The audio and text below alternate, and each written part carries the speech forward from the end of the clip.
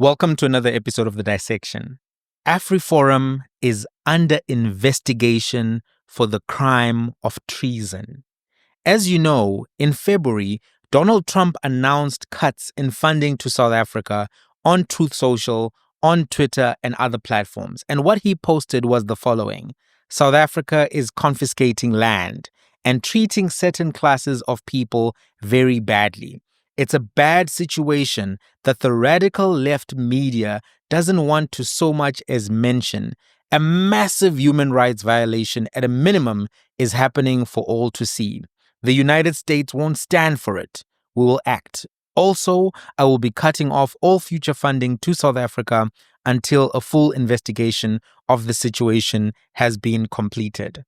After Trump made those announcements, after those cuts were instituted, Afriforum traveled to the United States of America and met with members of the Trump administration. And it has now been confirmed by the Directorate for Priority Crime Investigation, the Hawks, that they are investigating leaders of Afriforum and Solidarity for the crime of treason. This is what they had to say about that. So there are 4 dockets that have been opened by different people, maybe from different political parties, that concern some individuals that may have crossed the border to go and communicate some of the things that are perceived to be in the direction of high treason. I don't think it's incorrect for us to say Afriforum. No, I don't want to mention the names of organization, but as you correctly say, there are some organizations that are suspected to be involved, but certain complainants have indicated that this and that organization seems to be the ones that are actually advocating something that appear to be high treason. We are investigating, is at the initial stage of the investigation. Those type of crimes, you need to be careful in the way in which you collect that evidence. So let's have a conversation. What is treason, sedition, public violence, organized chaos? What do all of these words really mean in a legal context? And how does prosecution actually work? And will Afriforum actually be charged and prosecuted for these crimes? Because there's a distinction between being under investigation and being formally charged and being prosecuted for a particular crime or alleged crime. Language is a powerful tool.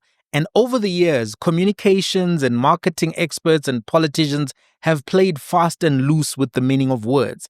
However, words do have meaning and definitions do matter, especially where they come with the consequences of legal sanction and, more specifically, long-term incarceration. In the discourse around Afriforum and the United States of America, different political and media figures have used terms that have specific definitions in criminal law very freely. So it's going to be important for us to actually get a grasp of what the legal terms are. In this video, I will explore these terms that have been mentioned loosely and freely. Specifically, we'll look at the term of treason, we'll look at sedition, we'll look at public violence, then we'll discuss the process of prosecution. I've relied on 2 textbooks. I used to be a law student, graduated from Wits University in law. So the first textbook that we're going to look at is Criminal Law by C.R. Snyman, actually to look at some of those definitions. And the second textbook that we're going to look at is the Criminal Procedure Handbook by Geldenis and others. And these 2 textbooks are going to give us an understanding of what these terms are. So let's start with treason. What is treason in the real sense, in a legal sense? Right. Here's what it is.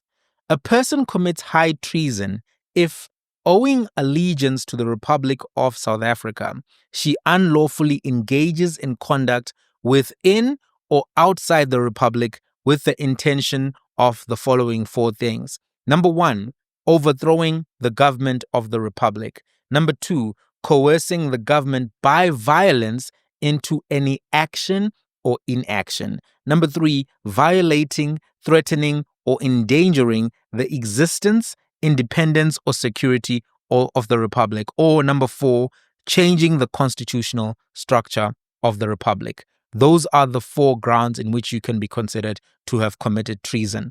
The concept of high treason flows from the Roman law crime known as pedulio. Pedulio is a Latin word that means treason. In ancient Rome, it referred to the crime of being disloyal to one's country. This could include things like joining the enemy or running away from battle. It was considered to be a very serious crime, similar to what we call high treason today. Some examples of pedulio included trying to overthrow the government or helping outside enemies. Later on, this crime was grouped together with other crimes against the state and called crimen lese majestatis. Right? So that is the history of this particular discourse and where this particular crime comes from. It comes from that Latin concept of pedulio, right? A key requirement to note in the discussion of treason is that the perpetrator must owe allegiance to the republic. This applies to a broader group of people than just citizens. It applies to people who are domiciled in the republic and people with residency in the republic, even if it's temporary, right? High treason can be committed in times of peace and in times of war. The instances of treason during peace times include, but are not limited to the following. Actually, during times of war include, but are not limited to the following. Here we go. Assisting the enemy by fighting for it against the republic, providing enemy agents with information, performing acts of sabotage. Number 4, broadcasting propaganda on behalf of the enemy. And number 5, providing the enemy forces with supply. So that's the context of treason in times of war. In times of peace, activities which constitute treason include the following activities, right? Number 1, organizing, taking part or instigating an armed revolt or rebellion against the republic. Number 2, inviting an attack by an outside enemy. Number 3, taking up arms to coerce the government to take a certain course of action or to refrain from a certain course of action.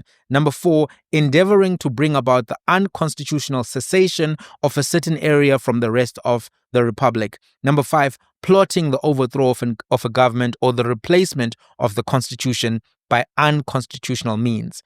Number 6, act of sabotage. Number 7, concealing quantities of weapons in a certain place for later use by people wishing to overthrow the government. In criminal law, intention is a key element in determining the criminal liability of an accused person. There are different forms of intention, and in the instance of treason, the specific form of intent that is considered in instances of high treason is animus hostilis, or hostile intent. It's important for you to prove that. For the purposes of high treason, the government is completely identified with the state. Therefore, X acts with hostile intent if she intended to overthrow the government unlawfully, because the government and the state are considered to be one thing. Hostile intent is considered to be present if it is X's intention to either overthrow, coerce through violence, violate, threaten, or endanger the existence, independence, or security of the government. So intention is an important thing to prove. Listening to what the members of Afriforum were saying around why they went to America, said, we're going there to protect South African interest on behalf of South Africa, etc. This particular intention element is going to be difficult to argue if you went to go to a court. Sedition, it's a word that is commonly also used around the concept of treason. What is sedition? Sedition occurs when one unlawfully and intentionally does either of the following. A, taking part in a concourse of people violently or by threats of violence, challenging, defying, or resisting the authority of the state of the Republic of South Africa. Causing such a concourse is the second way. What is a concourse? Definition of a concourse. A concourse is an act or process of coming together and merging, or it's a meeting produced by voluntary or spontaneous coming together. So sedition is taking part in a concourse of people violently or by threats of violence, challenging, defying, or resisting the authority of the state of the Republic of South Africa. Sedition is different from treason in that high treason requires hostile intent, while sedition requires the proof merely of an intention to resist or challenge the authority of the state. High treason can be committed by one person, while sedition can be committed only by a number of persons acting together. In addition to a different intention standard, sedition is an offense that can also be committed by someone who owes no allegiance to the Republic. It's important to distinguish sedition from treason, but also to distinguish it from public violence, which is a separate crime. Sedition differs from public violence in that it is aimed at the authority of the state, whereas public violence is aimed at peace and tranquility. So let's talk about public violence a little bit.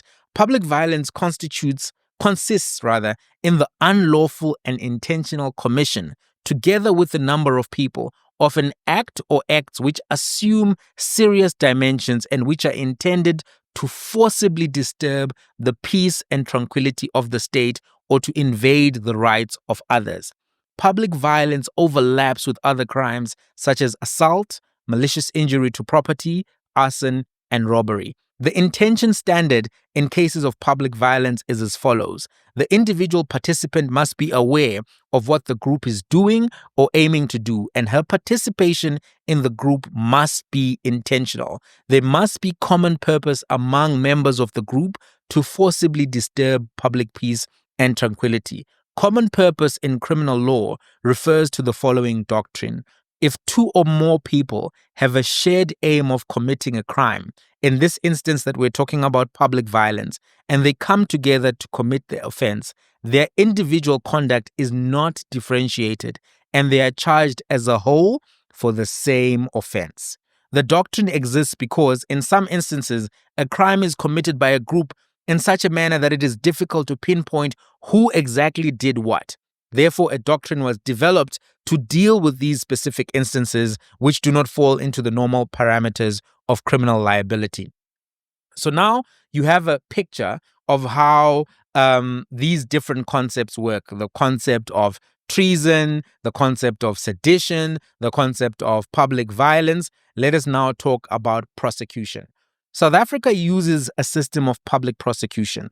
The state prosecutes crimes, and members of the public voluntarily report crimes to the police. Interestingly, there are some common law expectations of you as a member of public reporting a crime. There are certain crimes which must be reported if seen by you.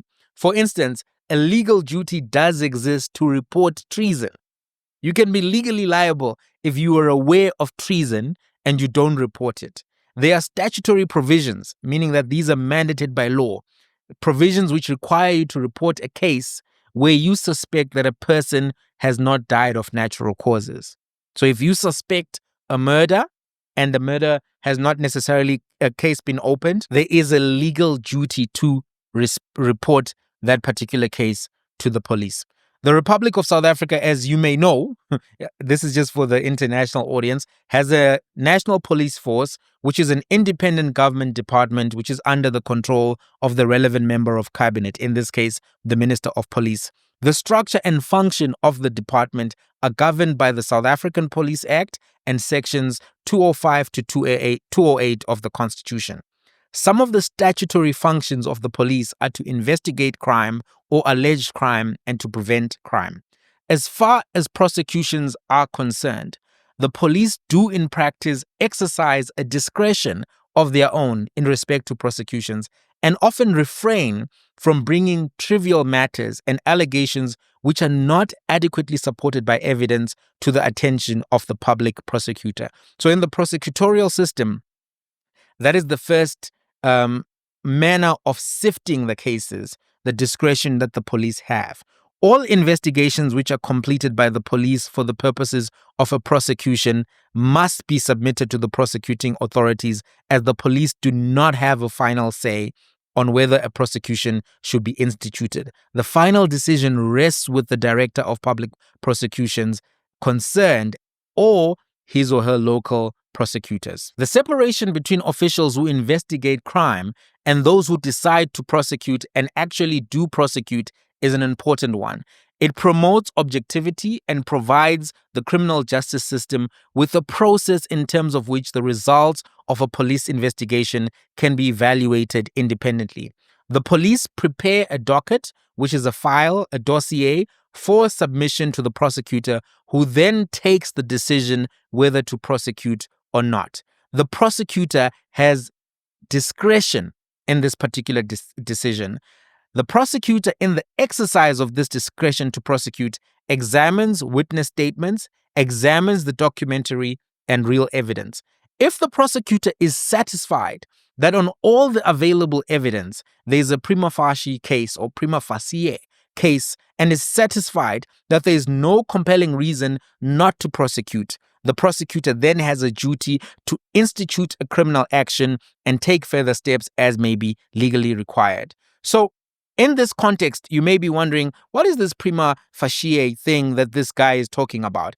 In this context, a prima facie case would mean the following. The allegations, as supported by statements, real and documentary evidence available to the prosecution, are of such a nature that if proved in a court of law by the prosecution on the basis of admissible evidence, that court would convict the accused. The prosecution has to ascertain if there is a reasonable and probable cause for the prosecution. So this is what has to be done in this evaluation of whether or not there is a prima facie case. In the exercise of his discretion, the prosecutor must respect the individual's right not to be harassed by a prosecution which has no reasonable prospect of success. Occasionally, there might be good grounds for refusing to prosecute despite the existence of a prima facie case. Such grounds may be the triviality of the offense or the tragic personal circumstances of an accused. For instance, a father who through his negligent driving has caused the death of his young children. There's a prominent amapiano musician known as Shebe X. Shebe Shoot. Right? Not shoot, but there's, excrement. Shebe excrement, right? So you get what I'm trying to say. So I'll just call him, Shebe for now. So Mr. Shebe actually had a situation such as this. He was driving and he caused an accident where his daughter died. He was prosecuted, which was peculiar because in general, you don't prosecute that kind of a thing because it's viewed as being so grievously damaging to him without the prosecution that there's no reason to proceed with the prosecution. He's already been punished enough, so to speak. So these could be grounds wherein a prosecutor chooses not actually to prosecute. I think they did prosecute him, which is why there was some discourse around whether or not it should be done, because as you can now ascertain, we are taught in law school that you don't typically prosecute somebody for that kind of a thing. Okay, so once a prosecutor is satisfied that there is sufficient evidence to provide reasonable prospects of a conviction, a prosecution should normally follow, unless public interest demands otherwise.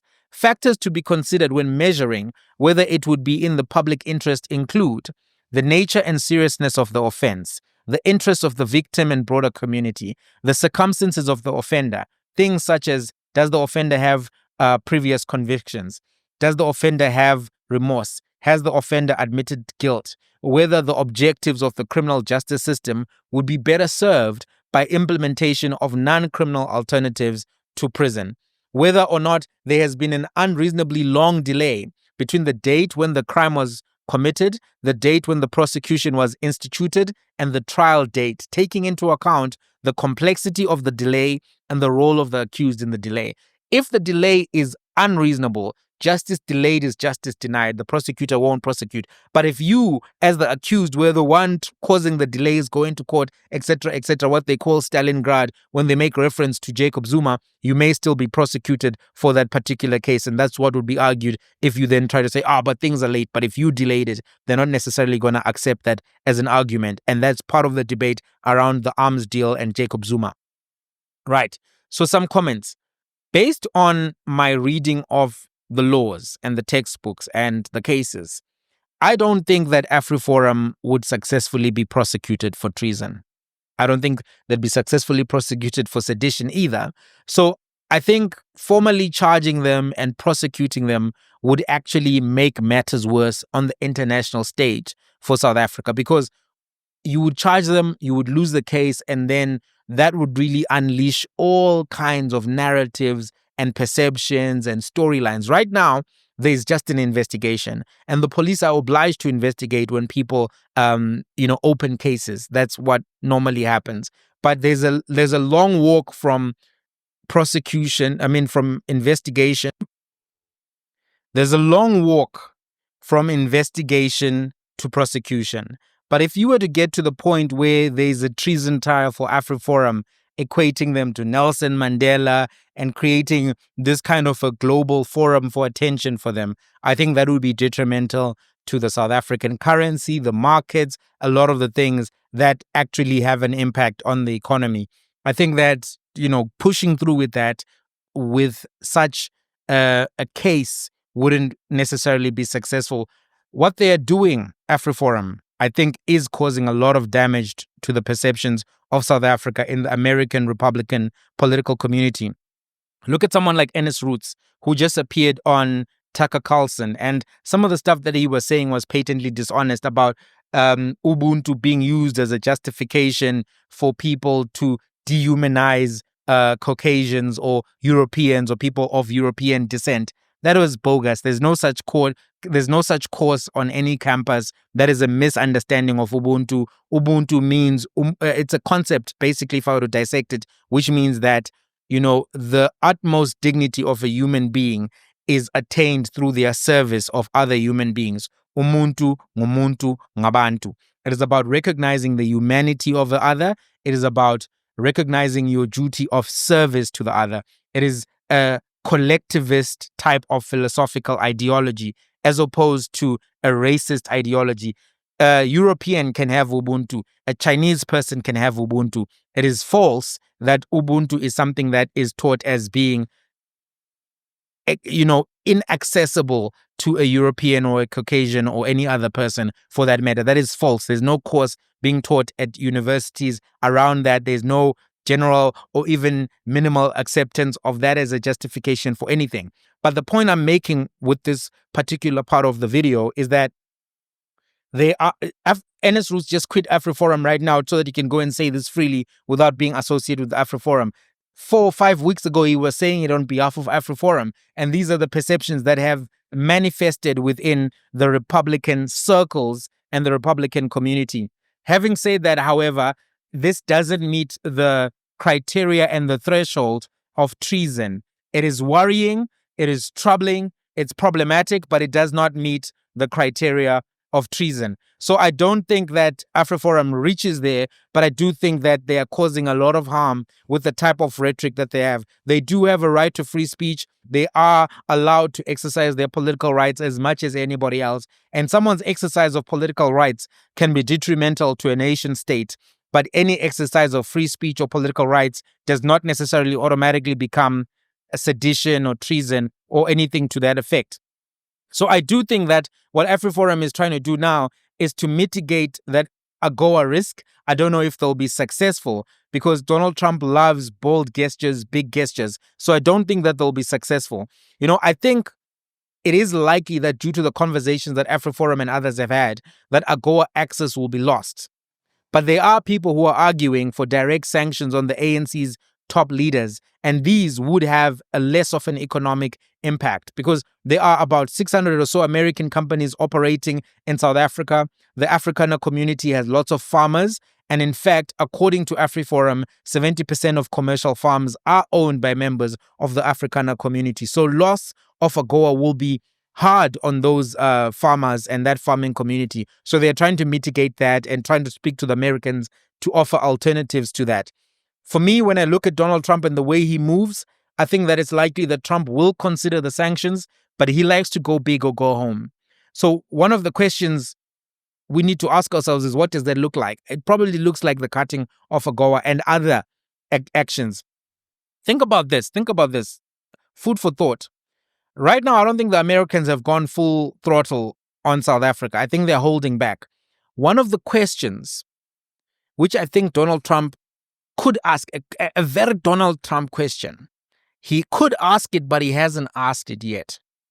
Donald Trump could ask, how did the president of South Africa end up with millions of my US dollars in his mattress?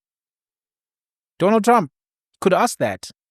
If Trump starts going in that direction, if Fox News starts going in that direction, the gray listing doesn't go away, then other accusations and allegations will start coming up. I don't know how President Ramaphosa will respond if Donald Trump asks him to his face when they meet, where did you get the US dollars in your mattress? Trump can ask anything, anytime. I don't know what the answer will be, but this is where things stand. I hope I've helped you understand the situation with the issues of AGOA, the situation with the issues of treason, with the issues of prosecution from a legal perspective. If you want more information, these are the books you need to look at: Criminal Procedure Handbook, Geldenis and others, and the Criminal Law textbook from C.R. Snyman. Then you can look at those and do your own reading if you want to do some further reading on criminal law and or criminal procedure. Well, that's all I have for today. Let's have a conversation in the comments. Till the next one.